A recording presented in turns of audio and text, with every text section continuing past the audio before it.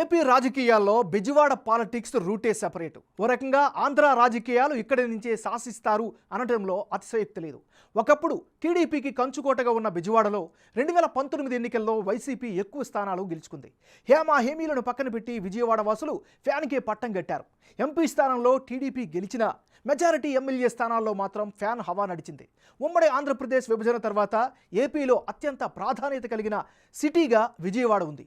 Vijayawada central విషయానికి వస్తే 2019లో మల్లాది విష్ణు విజయం సాధించారు. సమీప ప్రత్యర్థి టీడీపీ అభ్యర్థి బోండా ఉమాపై స్వల్ప మెజారిటీతో గెలిచారు. తాజాగా మారుతున్న సమీకరణాలతో విజయవాడ సెంట్రల్ సీటు ఎవరు కైవసం చేసుకుంటారు అనే ఆసక్తి నెలకొంది. ఇక 2024 ఎన్నికల్లో బలాబలాలు ఎలా ఉండబోతున్నాయి, ఇక్కడ గెలుపు అవకాశాలు ఎవరికి ఉన్నాయి ఓసారి పరిశీలిద్దాం. ఇక 2019 ఎన్నికలు కనుక పరిశీలిస్తే అప్పుడు బోండా ఉమా వర్సెస్ మల్లాది విష్ణుగా అప్పుడు పోటీ జరిగింది. ఆ ఎన్నికల్లో అంటే 2019 ఎన్నికల్లో వైఎస్ఆర్ కాంగ్రెస్ పార్టీకి చెందినటువంటి నాయకుడు మల్లాది విష్ణుకు 40% ఓటు షేర్ దక్కితే బోండా ఉమా తెలుగుదేశం పార్టీ నుంచి పోటీ చేసినట్టు బోండా ఉమా కూడా 40% ఓటు షేర్ దక్కించుకున్నారు. ఇక సిపిఎంకు 16.48% ఓటు షేర్ దక్కితే ఇతరులకు పెద్దగా ఎలాంటి ఓటు షేర్ రాలేదు. అంటే ఒక రకంగా చూస్తే బ్రాహ్మణ సామాజిక వర్గానికి చెందిన మల్లాది విష్ణు 2009 తర్వాత 2019లో ఇక్కడి నుంచి విజయం సాధించారు. 2019లో స్వల్ప మెజారిటీతో తెలుగుదేశం పైన అక్కడ గెలిచినటువంటి పరిస్థితి. ఇది 2019కి సంబంధించినటువంటి రిజల్ట్స్. ఇక అభ్యర్థుల వారీగా ఎవరెవరు బలాలేంటి బలహీనతలేంటి ఒకసారి కనుక పరిశీలిస్తే ముందుగా వెల్లంపల్లి శ్రీనివాస్కి ఈసారి అనుకూలమైనటువంటి అంశాలేంటి?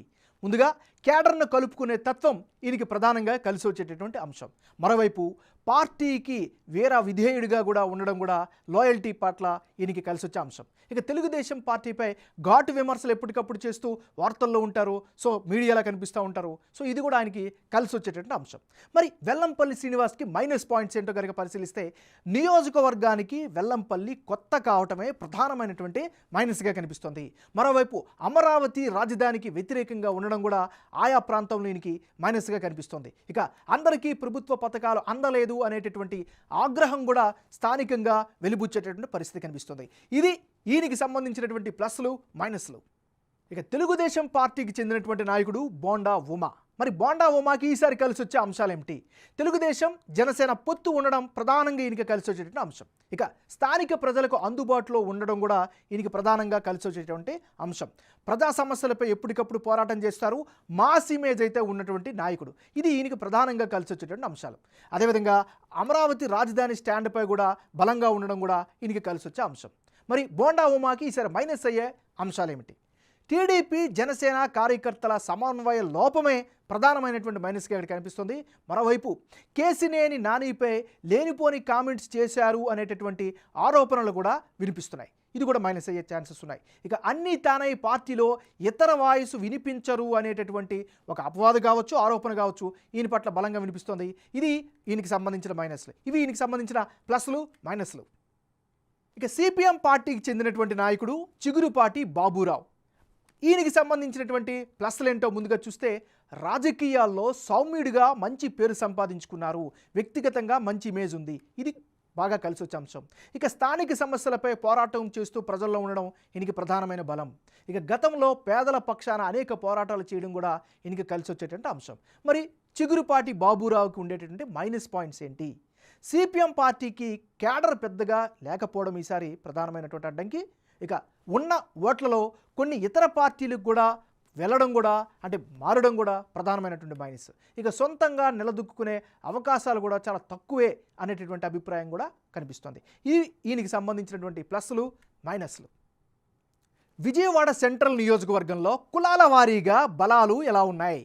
ముందుగా ఈ నియోజకవర్గంలో బ్రాహ్మణ కమ్యూనిటీ ఓటర్లు 23% మంది ఉన్నారు. కాపులు 19% మంది ఉంటే ఎస్సీలు 11%, కమ్మ సామాజిక వర్గానికి చెందిన వాళ్ళు 9%, గౌడ సామాజిక వర్గం 8% మంది ఉంటే ముస్లింలు కేవలం 6% మంది మాత్రమే ఈ నియోజకవర్గంలో ఉన్నారు. అంటే విజయవాడ సెంటర్లో బ్రాహ్మణ సామాజిక వర్గం ప్రభావం అధికం. ఇప్పుడున్న పరిస్థితుల్లో వైసీపీకి కమ్యూనిటీ 50%, తెలుగుదేశం పార్టీకి 40%, జనసేనకు 5%, సిపిఎంకు 5%లో ఓటింగ్ పంచుకోనున్నట్లు బిగ్ టీవీ సర్వేలో అయితే కనిపిస్తోంది. ఈసారి సీటు వెల్లంపల్లి శ్రీనివాస్కు ఇవ్వడంతో ఫలితాలు ఎలా రాబోతున్నాయి అనేటటువంటి ఉత్కంఠ కూడా కనిపిస్తోంది. అటు టీడీపీ యువనేత నారా లోకేష్ పలు సభల్లో పాల్గొని వచ్చే ఎన్నికల్లో టీడీపీకి అవకాశం ఇస్తే బ్రాహ్మణుల అభివృద్ధికి తెలుగుదేశం పార్టీ దోహదం చేస్తుంది అనే హామీతో ఈసారి బ్రాహ్మణ సామాజిక వర్గం కూడా తెలుగుదేశం వైపే చూసే అవకాశాలు కనిపిస్తున్నాయి. ఇక గత ఎన్నికల్లో కాపు సామాజిక వర్గం ఓట్లు వైసీపీ టీడీపీ పంచుకోగా ఈసారి టీడీపీకే ఎక్కువగా పడే అవకాశాలున్నాయి. పవన్ కళ్యాణ్ టీడీపీతో పొత్తులో ఉండడం సహా యువత ఎక్కువగా ఉండడం కాపు సామాజిక వర్గం టీడీపీ జనసేన మైత్రికే మొగ్గు చూపుతాయని బిగ్ టీవీ సర్వేలో తేలింది. ఎస్సీల్లో 11% ఓటింగ్ ఉంటే వైసీపీకి 50%, టీడీపీకి 40%, జనసేనకు 5%, సిపిఎం 5% ఓట్లు పంచుకునే అవకాశాలు కనిపిస్తున్నాయని సర్వేలో తేలింది. ఇక కమ్మ సామాజిక వర్గానికి సంబంధించిన ఓటర్లు 9% ఉంటే ప్రస్తుతం ఉన్న పరిస్థితుల్లో వైసీపీకి కేవలం 20% మంది, టీడీపీకి 55%, జనసేనకు 5%, సిపిఎంకు 5% ఓట్లు పడే అవకాశాలు అయితే కనిపిస్తున్నాయి. ఇక బీసీ గౌడ కులస్తులు 8% ఓటు బ్యాంక్ ఉంటే ఇందులో వైసీపీకి 50%, టీడీపీకి 40%, జనసేన 5%, సిపిఎం 5% ఓట్లు పంచుకునే అవకాశాలు ఉందని సర్వేలో చెబుతున్నాయి. అటు మైనారిటీలు 6% ఓటు బ్యాంక్ కలిగి ఉంటే అందులో వైసీపీకి 50%, టీడీపీకి 40%, జనసేనకు 5%, సిపిఎంకు 5% ఓట్లు పడతాయని సర్వేలో తేలింది. ఇది కులాల వారీగా ఉండేటటువంటి ఈక్వేషన్స్. ఇక రానున్న ఎన్నికల్లో ఎవరెవరు పోటీలో ఉంటే ఫలితాలు ఏ విధంగా వచ్చే అవకాశం ఉందో పరిశీలిద్దాం.